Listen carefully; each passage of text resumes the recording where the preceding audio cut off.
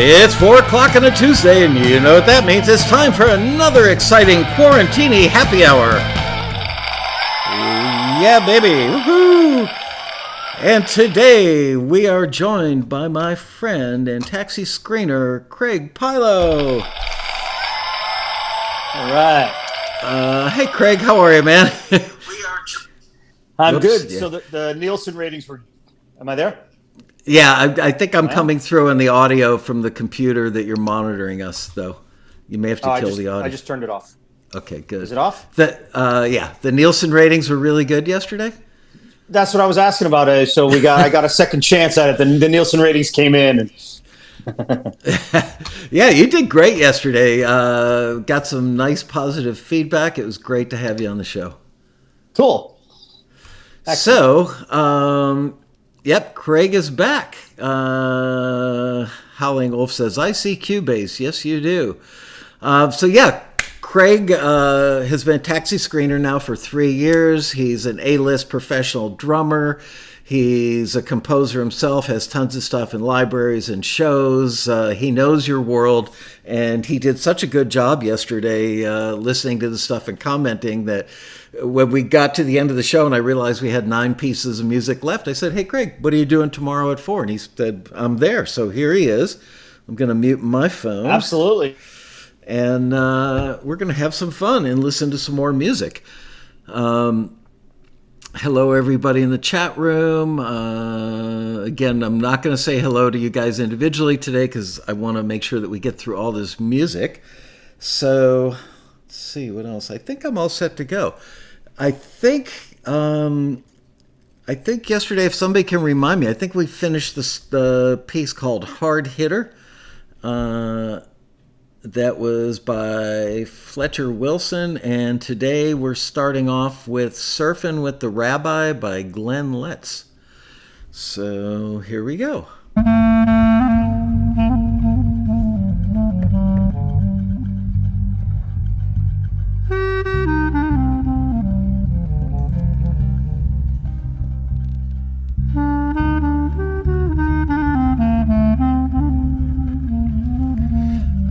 Yes, he is.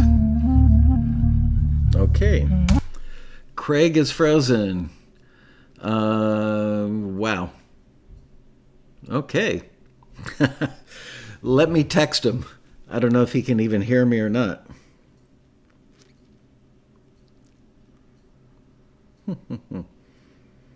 Of course, I can't find him on my phone.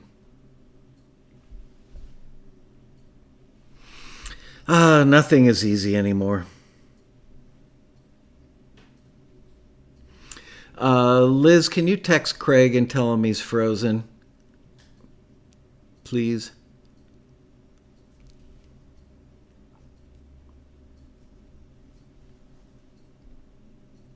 Well, hello. I will entertain you while we're waiting for Craig to thaw out. Oh, man. Nothing is easy when it comes to doing this live stuff.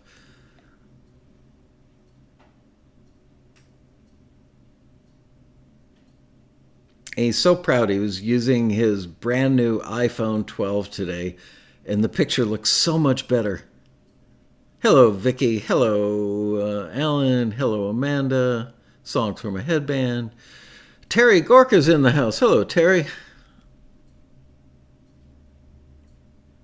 You know, at least it's a good shot of Craig. Hey, look at that skin tone.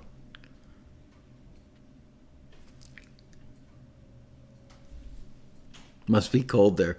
It actually is cold here. I got to say, the high today was 60. It was freezing out.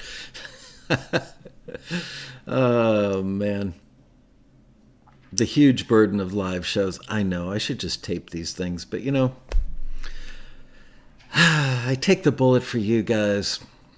Live is just better. It's more fun and more interesting, right? Yeah, yesterday was a good show. Thanks for saying that. Really, really happy with his feedback.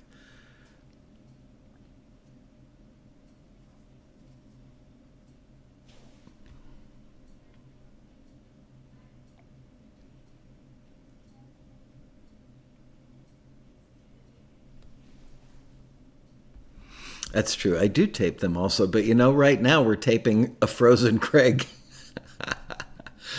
Oh man.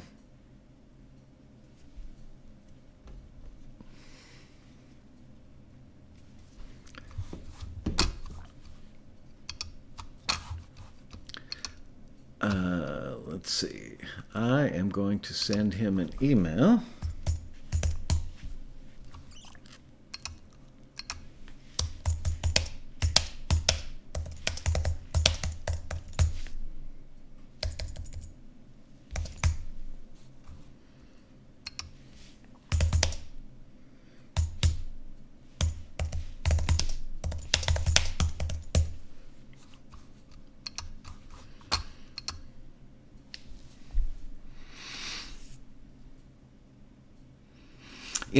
We check out the bandwidth. Before I do these things, we always use speedtest.net to see it's the upload bandwidth that's the important one, and he had plenty. Okay, so now we've got the red question mark.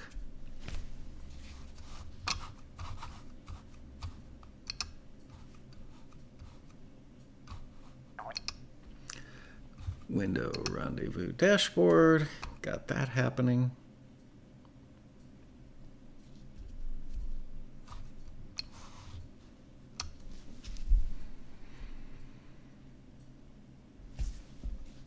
I've kind of got to pay attention to stuff on my end. There we go. There you are. Okay, so what'd you do? I don't know what happened. I just did what you said. I rebooted. I don't know what happened. It's so strange. All right, let me get rid of this. My apologies, everybody. No problem. There you are. Are you still on Wi-Fi or are you on 4G? I'm back on my phone. Okay. If you freeze again, let me kill my email. If you freeze again, because I wouldn't doubt that that's going to happen, go into your phone and go off of Wi-Fi and let it go on 4G. Okay. It's fine for now, but if we have to go through this process, just try the 4G. Because, like I said the other day, I was shocked at how good 4G was. Okay. All right, so I'm gonna start this over. This is Surfing with Glenn Letts, or Surfing with the Rabbi by Glenn Letts.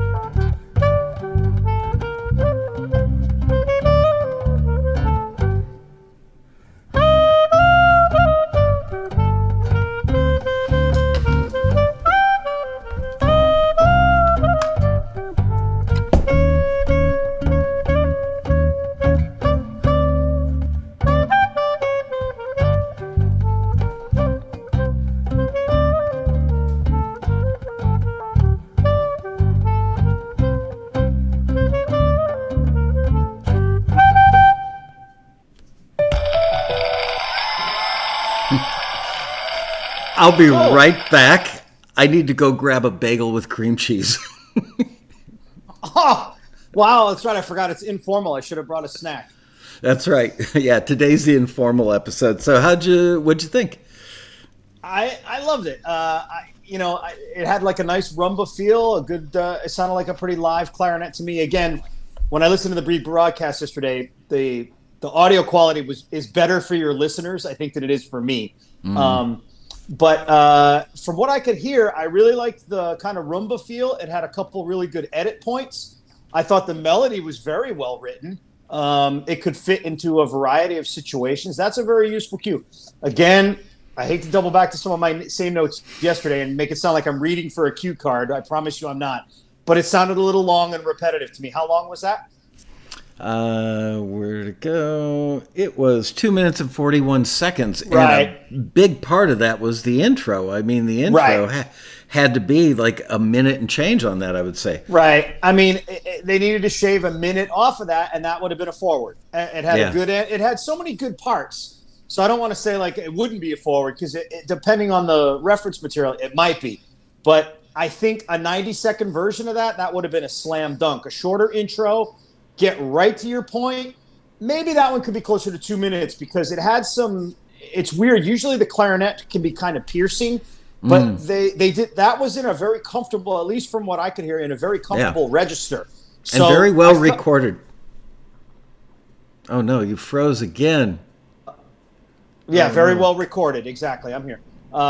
Yeah, very well recorded and in a good, comfortable register. So I thought that one had a lot of good stuff happening. Good edit points as well, and a good ending. Kind of the cha-cha-cha ending there. Very, very good. I thought, again, with a minute shaved off, I think that could have been a forward. Yep, I agree. I love it. And it's funny, I've got a lot of friends who are Jewish Orthodox people and go to a lot of Orthodox weddings where they have a lot of klezmer music. And I was sitting there thinking, wow, if there's ever one that could go long, this would be it. Because when they play klezmer at an Orthodox wedding with all the guys dancing and people up on chairs, that can go for half an hour. Yeah. But the minute of slow intro working up to it wouldn't be part of that scene. I think he should just do away with the intro and boom, bang right into the red meat. Yeah, shorter sections. Exactly. Yeah. 10-second, 15-second intro. That one could probably go closer to 2 minutes. But overall, a pretty good cue. I thought it was strong. Yep. I love the title too. Surfing with the Rabbi.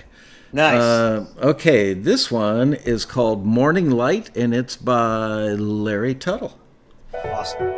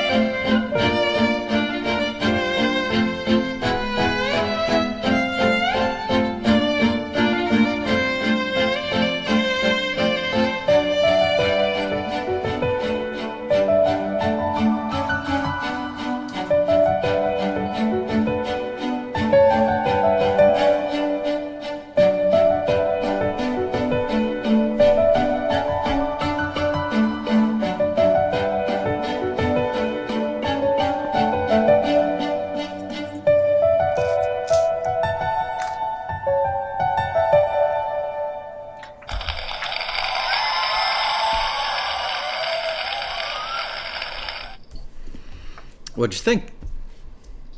Well, I liked the motifs on that and stuff, and I like those and that kind of piano line and I thought the ideas for instrumentation were good. Mm-hmm. The notes that I had is that it's a little repetitive.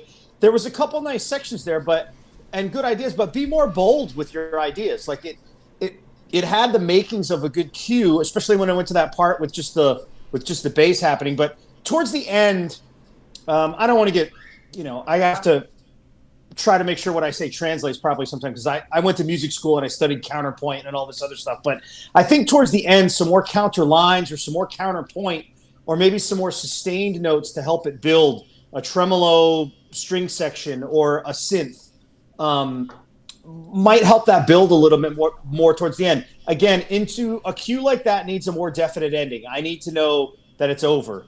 It still kind of left me like, oh, was that a pause or is there? I mean, it needs to tell me that it's over. It was a button. It wasn't a stinger or an exclamation point. It was like, okay, you brought it back, to the tonic and ended it, but it didn't go, boom, finale. Yeah, it's right. It's got to have a punctuation mark at the end of the cue there. But again, some good ideas. I think. How long was that one? That one was 2 minutes 19 seconds. Okay, so the duration's okay. Again, for instrumental cues, I can't stress it enough. Unless otherwise specified, it really needs to be close to 2 minutes. That's a good general. It's not like it's written in stone or it's infallible or it's the law. But if you're just writing and you want a good universal cue out of the blue, make it 2 minutes long. Because anything longer than that, we're going to check wrong duration. And, unless it's spectacular, it's getting returned. So, This would... I don't know if you're old enough to remember this movie, but remember The Paper Chase? I don't, but I love not being old enough to remember something. I don't hear it that often anymore. Yeah, Paper Chase was a movie about a bunch of kids going to probably like Harvard Law School and how hard they work, and all the emotions they go through to like make the grade to graduate from Harvard Law or wherever they were going. This would have been a great cue. It's almost a scored piece. It's busy work. Like, here we go. And the name of the cue is called Morning Light. So it could be like, the sun's come up. Let's start the day. But did you freeze again? Yeah, you did. Shoot. Yeah, I don't know if you can hear me, Craig, but if you can, try paste the link in and try and reboot again. Damn. All right. Well, for those of the rest of you, I see a couple people in there mention Peter Rahill, who's clearly as old as I am, Timothy Hutton and John Houseman. I think it might have even won an Oscar, but it would have been really good for that. Yep, Frozen Craig Part 3. I think that's what his family's having for dinner tonight. Where's Dad? On the plate right in front of you. Oh, man, I even laugh at my own jokes. Contract law, that's right. Hey, Richard Emmett, how are you, buddy? Good to see you. If it did become a series, I didn't watch it. I could only take so much law school. Those guys had to work way too hard.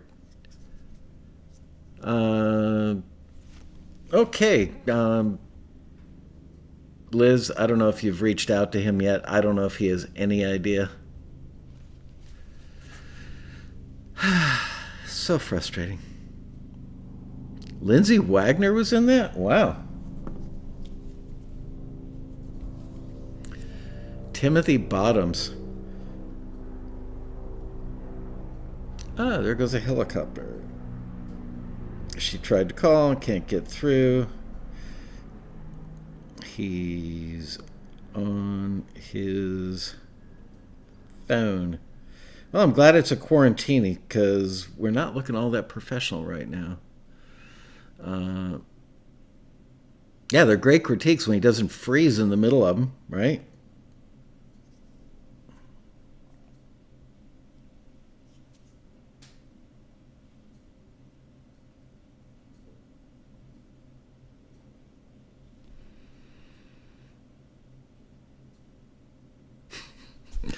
I feel sorry for the people that watch the archive of this and they just see him frozen and me staring at him.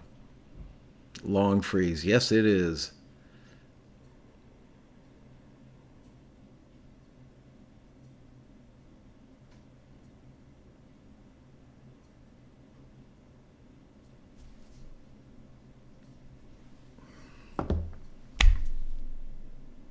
He's a little stiff tonight, and he's not. That's a funny thing. He's got a very pleasant personality.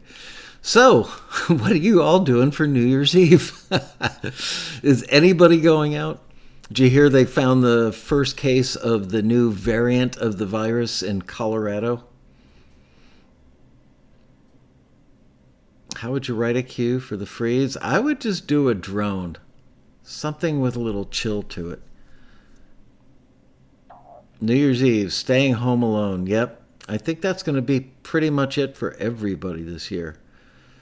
Il Rasso's doing dinner for two with his girlfriend. Buffalo Bob's having sushi. Heidi's going skiing. I am jealous. I've been craving. I'm not like a great skier. My wife is actually really good. Like really good. But I really enjoy it. And for a while, for like 10 years, we would go on a ski trip pretty much every year, but we haven't been in a couple of years.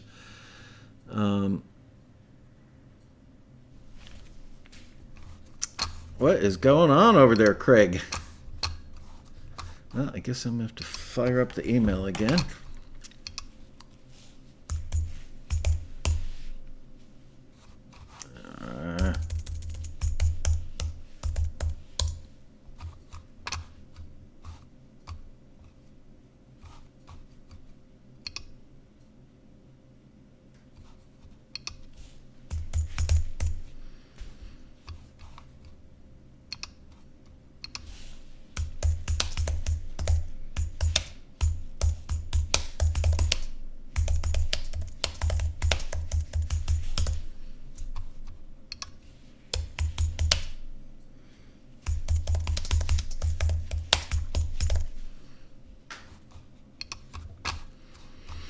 Okay, email sent. This is a longer than normal freeze. Hey, Greg LaSalle, how are you? Brandon Vaughn, Christoph Scott.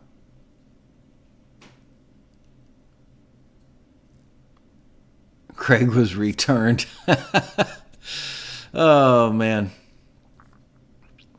I actually don't have his phone. Well, I can't call him anyway. He was on his phone. But he's got to know he was frozen, right? Your keyboard sounds like a drum pad. That's because I type like this. I learned how to type on old, very old manual keyboards, typewriters back in the day. So I hammer the hell out of my Mac keyboard. COVID variant in BC too. Wow. Yeah, it's going to be everywhere. What is a drone? A drone is like, wow. That's a drone. There you go. See, who needs a synthesizer when you've got wow?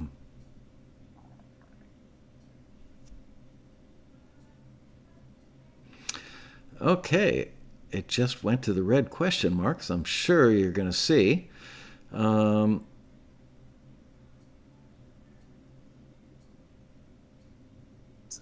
There we go. Yeah, what is the problemo over there? Oh man, I'm so sorry. I turned off the Wi-Fi, so hopefully this is better. Yeah, I was going to say, if anybody else in the house, I had somebody who was doing a show and their kid was playing like Call of Duty with like 20 other people, and that kept messing us up. I don't think so. I don't think anybody's using it. But yeah, I don't know what's going on here. And then when I clicked the link right away and shut everything out. So again, my apologies. I worked this out before. So you were talking about Paper Chase when it cut off. I caught most of it. Yeah, it was working music, like busy work, like almost like Santa's Workshop, but no Christmas theme. But that kind of music invokes a feeling of stuff is happening, busy work is being done. And the movie Paper Chase showed them, like all the kids getting together in a study group and working really hard to get through law school. It would be perfect for that kind of thing. And generally speaking, though, there are always exceptions to everything, but generally speaking, libraries may not have that kind of stuff because it probably wouldn't be used in a reality show, although it could be. Like I said, there are always exceptions. But oftentimes when you hear that kind of music, it's been scored to picture anyway. But I thought that was really well executed. Yeah, it was hard for me to hear the quality of the sounds and stuff. But yeah, there were some good ideas in there for sure. Awesome. Okay, well, good job on that, Larry Tuttle. All right, the next one is called Uplifted. It's by Matthew James White.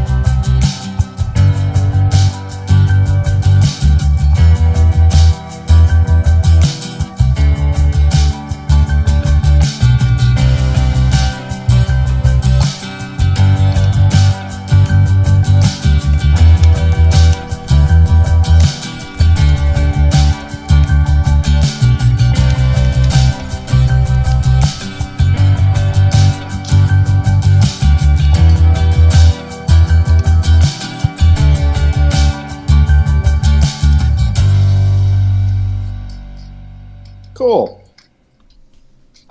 Applause. I was late on my cue. All right. And your take, sir. Well, I liked the rhythm and the groove on there, and it took a little while to get established. But at some point, I would break away from that same repetitive figure, that boom, boom.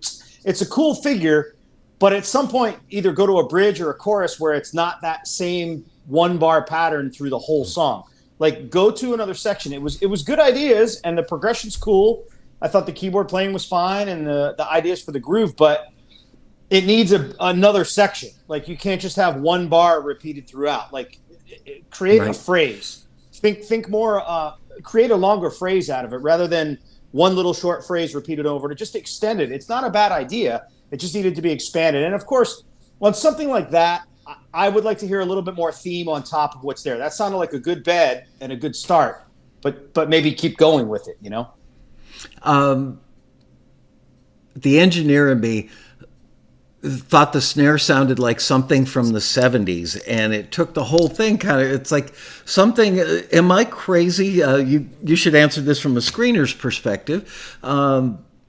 You could hear a great piece, and something that's so glaringly obviously misplaced or bad in that context can totally blow it and make it not a contender. Am I crazy? No, absolutely not. I mean, you want to have things kind of era appropriate. So it depends on what you're submitting for, and the sound, and again, fusing things is cool. It's what creates what gives us innovative ideas. But for something like that, you might want to be a little bit more careful. Just make sure it's more thought out. Yeah. Yeah, it sounded like the wrong snare. Not only was it kind of a 70s dated sounding snare, it sounded like, remember Wendell, the drum machine invented by Roger Nichols, that it played on the Steely Dan album. I don't know. He gave me one back in like 1980. He just gave me one and didn't take it back for like a year. And it had a snare that sounded like that, but it would be very out of place today. Well, God only knows what they did on those Steely Dan albums, because they would track like one tune for a week, and they'd use like a hi-hat pattern from one guy, a snare drum from another. it was just some of the engineering stories I heard from how they recorded Asia and stuff. I can't imagine being a session guy on that and just, everything's getting retracked and redone. And, oh, could you go punch bar 30? I mean, at some point, like, where do you call it a day with that, I don't know. Asia is my favorite song on the planet for playing, engineering, production, and arrangement. And it lasts. And music. It's got everything. It's got music. Yeah. It's perfect, It really is perfection, except for Steve Gadd's accidental drum hit, which happened to be in time. And that's, like Asian art, always has a little intentional imperfection in it. Is, an acknowledgement there's no such thing as perfection. Well, that was how I consider Gadd's drum hit on that. But, it lasts exactly as long as it takes me to get from my on-ramp where I live to the off-ramp in Calabasas. And so a lot of days, if I'm doing like 78 miles an hour and listening to Asia, it lasts ramp to ramp. That song still puts a lump in my throat. It's whole beautiful. CD is fantastic. But I'm partial though, because like I pretty much love everything that band has done, and I like their newer stuff too. All of it's great. Yeah, and for anybody who's never been to it ain't exactly Steely Dan anymore. But if you Donald Fagen's still in there, and I've been to a bunch of their shows, and they're fantastic. Incredible, just incredible. Okay, the next one up is called Rocky Sport, and this is by Phil Moger or Moger. Sorry, Phil, if I butchered your name. Here we go.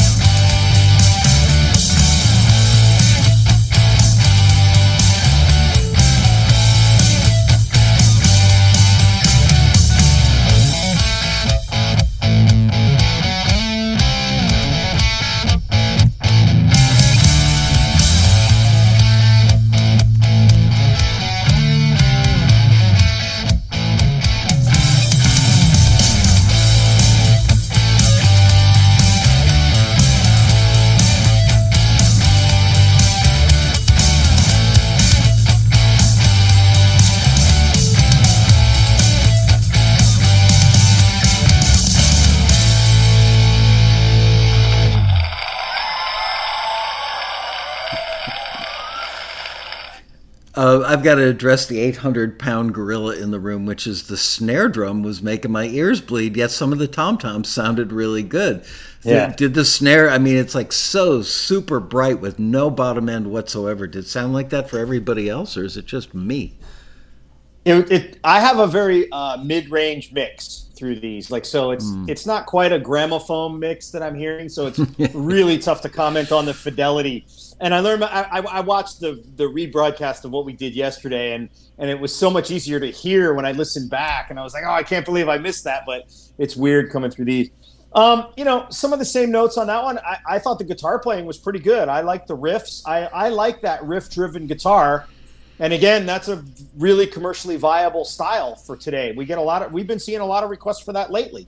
But again, it also sounded kind of repetitive, and it sounded like it could have used even more layers of guitar as you got towards the end. And there were some cool rhythmic figures and breakdowns happening in there, but you got to be more strategic with where you place that stuff. You know, again, I think a nice breakdown right at the 58, 59 second mark, even with a short edit point right there, maybe a short sustain note for one bar, going into a breakdown, and then build from there to the end, from the 1 to the 2 minute mark, and it's a home run. Good ideas, good playing, but definitely needs some revision for that one to be a forward. And just to educate people who might not be familiar with the drill as far as submitting stuff for film and TV, they don't want demos. So like if Taxi were to forward this to a library or to a music supervisor, they're not going to give you the feedback that Craig just gave you and say, yeah, do these things and send it back to me in a week and we'll see if we can squeeze it in the show. It's got to be ready to go as is. So I know that was members, one of the things I was. Go ahead. Sorry. Members get frustrated. It's like, well, the screener gave me some great ideas. I want to incorporate that and resubmit it, but the timeline in Music for Media just doesn't really allow for that. No, that's what I was saying. One of the good things about Taxi yesterday, I wish I had done it when I first started 15 years ago, is that we're going to screen it and we're going to fill out 3 nice boxes for you guys. Here's what's good about it. Here's what could be fixed. Here's why it was or wasn't forwarded. A library is going to let you submit once, maybe twice, and if you have something that's so far off, that's it. You're not submitting anymore. You're out of the drill. You burned that bridge, and I know that because I've done it. And it's better to get a bad review from a screener saying, hey, fix this, this, and this, than to get banned from submitting from to the library. You know, I mean, you're not going to burn a bridge with Taxi. It's got that educational quality, which I think is good. I saw one question on here. Can I answer that real quick? Yeah, sure. Somebody said solos or no solos. In other words, obviously, I thought the guitar playing in that last cue was pretty good. You could hear that guy is perfectly capable of blowing. You can add your 2 cents to this, but it's been my experience with my own music that anything like an extended solo I would shy away from, unless you're doing kind of a sports music cue. Then it might work, but for the most part, I would stay away from extended guitar solos, especially if they're in an upper register. Something that's a little bit more thematic and melodic and thought of more as a musical interlude, that I think is a little bit more useful. But I would tend, in general, to shy away from solos in production music. Again, the exception being like sports music. You could probably get into some almost progressive rock guitar solos if they're done strategically and melodically in certain styles. But as a rule of thumb, I would tend to shy away from solos to maximize the commercial viability. Great advice. I completely concur. All right, this one's called Anna's Song, and it's by Prin, P-R-I-N, Salsky. Let's have a listen to Anna's Song.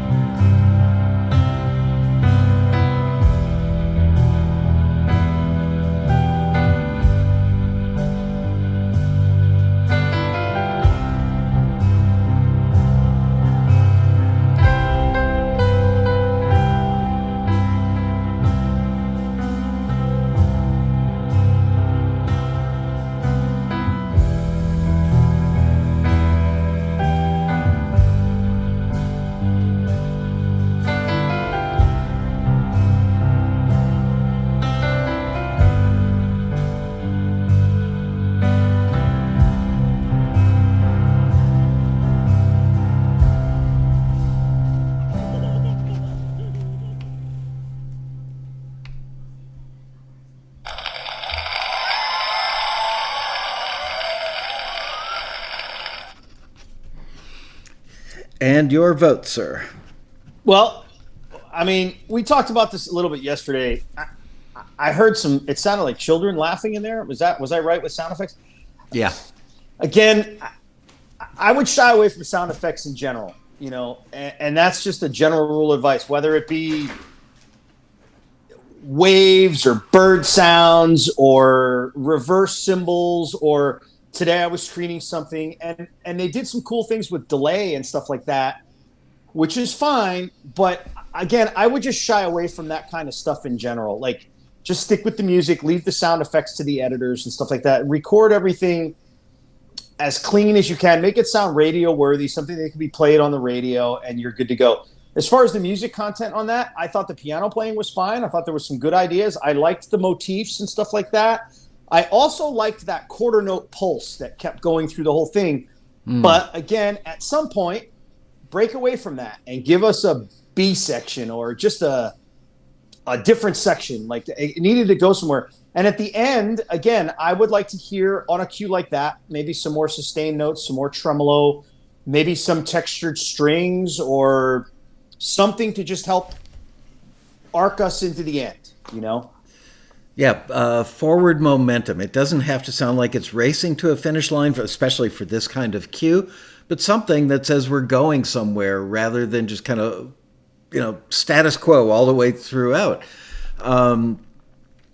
There was something we talked about yesterday that I wanted to bring. Oh, the fine line between cues are generally repetitive, but it's how you add layers of stuff when you add the layers. And build it up, break it down, build it back up, break it down, build it up, and go for the finish line is kind of, for lack of a technical way to describe it, that is the goal of most genres, of most cues. It's not 100% across the board for everything, but it's a good general rule. So I'm going to repeat it once again.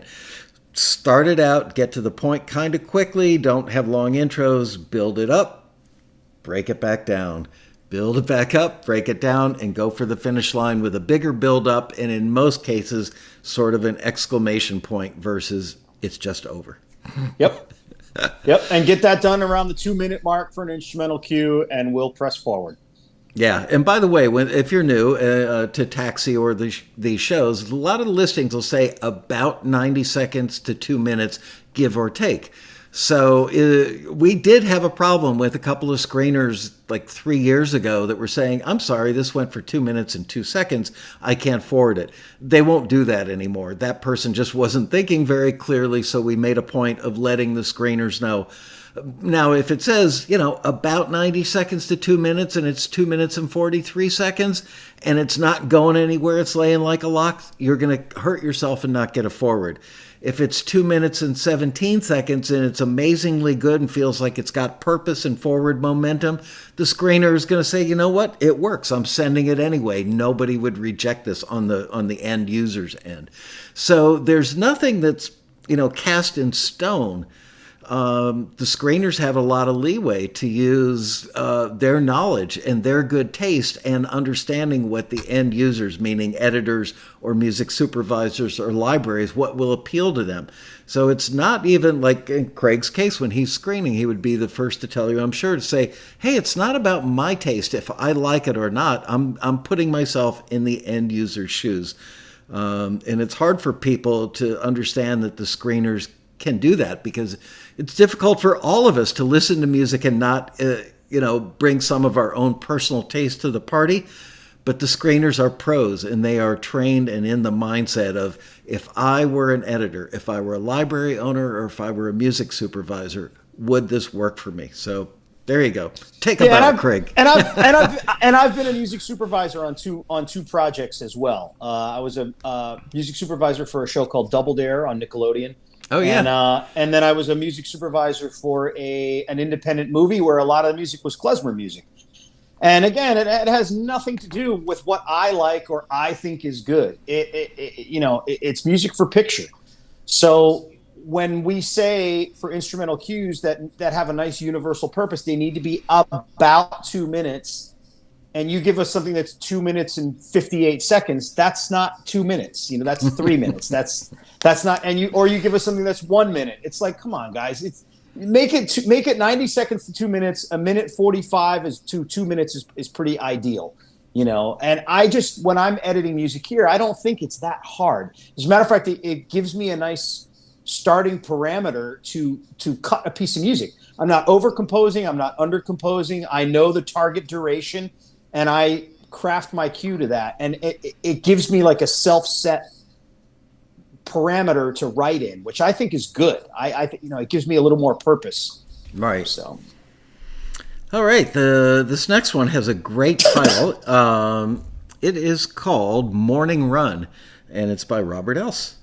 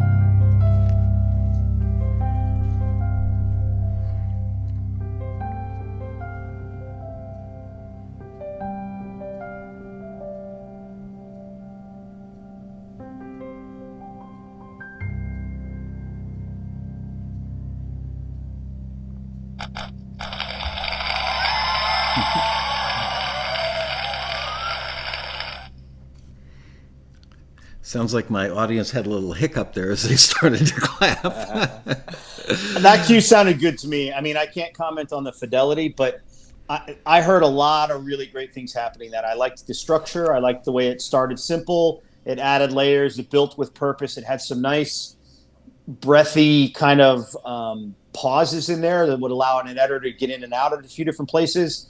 How long was it?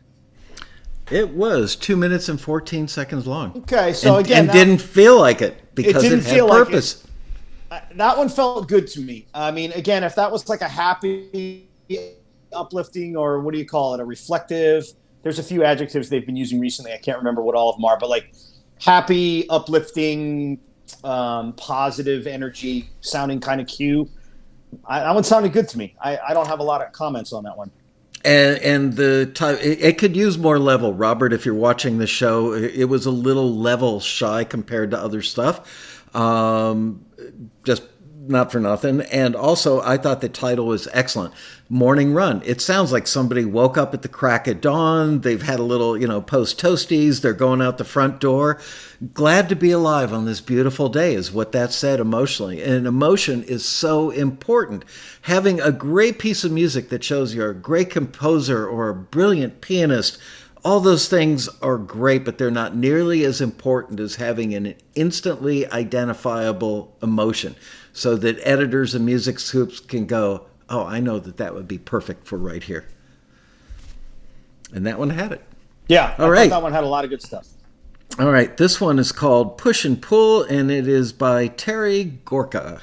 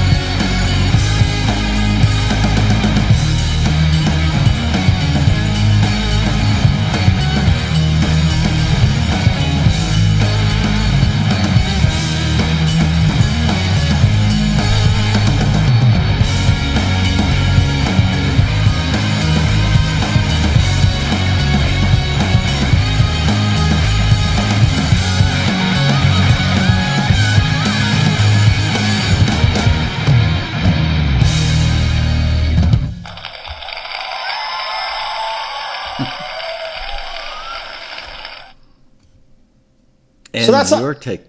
that's not like a full song, right? Was it 3-4 minutes? How long was it? Yeah, it was 2 minutes 47 seconds. Okay, so about 3 minutes. Yeah. All right. I mean, pretty cool for that kind of thing. Where was that first breakdown? Where did that happen? That happened. Let's find out here.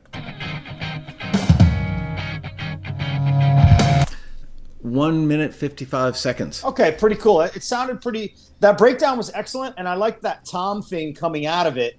But it sounded like the buildup coming out of the breakdown took.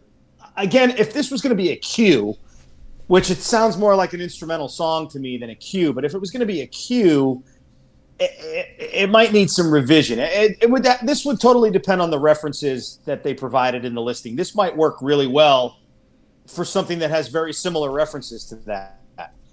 And like I keep saying, this guitar rock thing right now, it's pretty useful. I thought the ramp up coming out of the breakdown was a little bit more extended than it should have been. Those drumming things in there were cool, but that section went on for too long. It's like, all right, do the breakdown and get out of it a little quicker. And I thought what was near the end was pretty cool, but then it's like it broke down again, and then the drums built up, and then it ended. It was like, it sounded like the ending to that could have been a little bit arranged a little bit better. Good points all.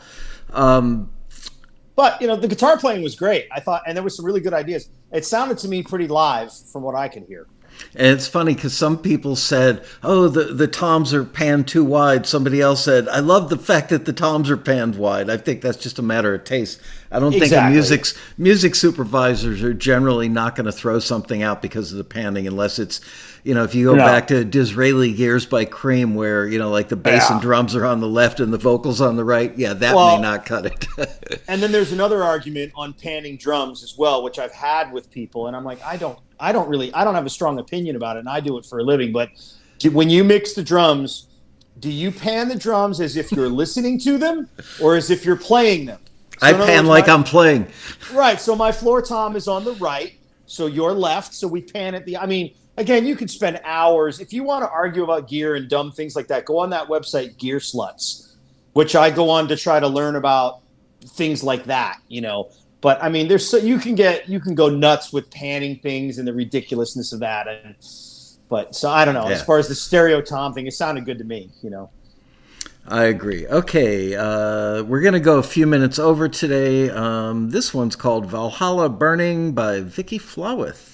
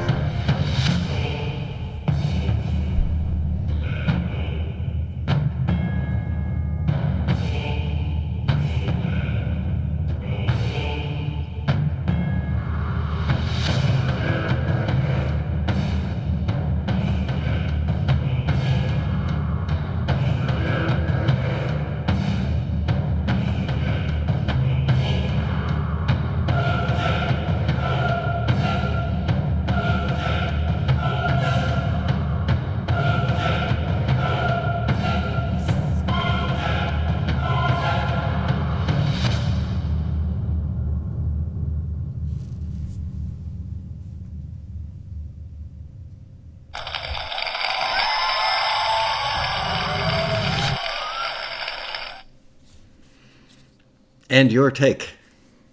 Well, I mean, certainly for a percussive request, I mean, again, we've gotten some pretty sparse percussive kind of requests before.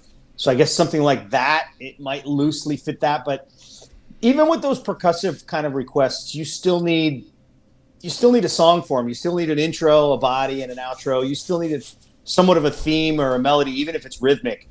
So I think that one definitely needed more indications of theme, motif development. It had a nice foundation, a nice eerie kind of creepy feel, but it needed more layers as you progress, just to give it not only some motion but some more identity. Almost video game like, if you were in a first person scene in a video game, not that I've ever actually played one, but I've heard about them, and you were like walking through a village, it marked Right. it marked time and let you have a sense of danger, maybe on the horizon. But yeah, it didn't have the kind of form that really moves it forward. But if you're just walking as this first person, with a club in your hand looking for the bad guys, it might work. All right. One more. This one's called Charlie's Tune and is from Warner Borgia.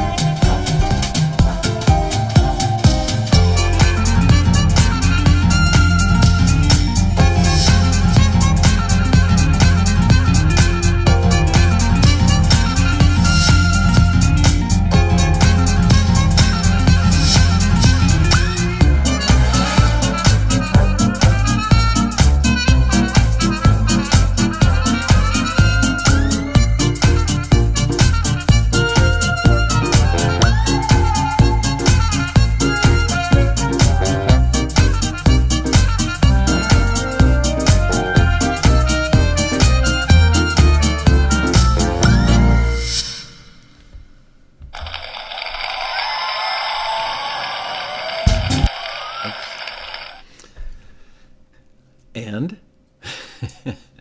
Okay, so two schools of thought on this one. One, if you're going to go the jazz route, okay, and I say this a lot too, if you're going to do that in its purest form, everything needs to be live, okay? So whatever that sequencing was and stuff on there, that all needs to be replaced with live players. But then there's also this kind of electro swing thing, which I've seen a lot of requests for as well, which we've screened for. And that has its place too. I think that's interesting because I've actually been hearing that on TV in a few places for clips and stuff like that. So it's an interesting style. But again, all the same rules still apply. You still need to have an intro. So even though the style and the genre changes, some of these song forms, the rules for writing a cue or a production of music still need to apply, And I think that one had some really good elements, but again, the build and the developmental arc on that one needed to be better. It was a little repetitive, but that electro swing style is also pretty useful. So it had just as many good things too. Again, same thing. I wanted to hear a little bit bigger ending, especially in that style. It really warrants it. But again, some good ideas. I liked that kind of muted trumpet sound. It was hard to hear over here. some cool things going on. Hard not to like that style. It's fun. Right. It's a little zany. It's friendly. Reminds me of Aaron Copland. Was maybe the father of that. I don't know, or at least somebody who did a lot of that style. He did it super, super well. I think we need more Aaron Copland cues in the world. Well, great, man. That was always great to have you here. Yesterday's show, today's show. I want to have you back again soon. The audience really likes you. Your comments are right on. And again, cool. I want to remind everybody that Craig, is representative of the screeners at Taxi. The A&R people we have at Taxi all want to see you succeed. They want to see you win. And I know it stings when you get back a return, but let the sting dissipate and look at the comments, because the people we have working at Taxi really do know what they're talking about. And I understand.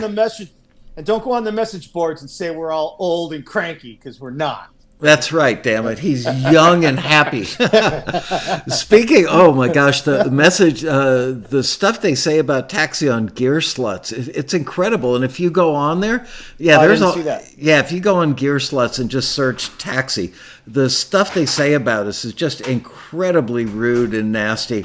And I swear, people just make stuff up. I don't know, that is the most nasty stuff about Taxi anywhere in the internet is on Gear Sluts. Huh. And a few times that Taxi members who've been successful have been brave enough to go on there and say, hey, what you're saying is simply not true. And I've had success and I love using Taxi. Oh yeah, you're probably the owner. We've noticed that you've only posted on here twice before. It's just like you can't catch a break on that site. But I usually just shy away from it. I go on there, and again, I encourage your members to do this too. When I download a new plugin, or I'm having trouble with a mix or something I can't do. And again, usually I play the drums, so usually when I play them, I record them and export them. I leave the arguing about how to pan it to the real engineers and stuff. I don't mix a whole lot.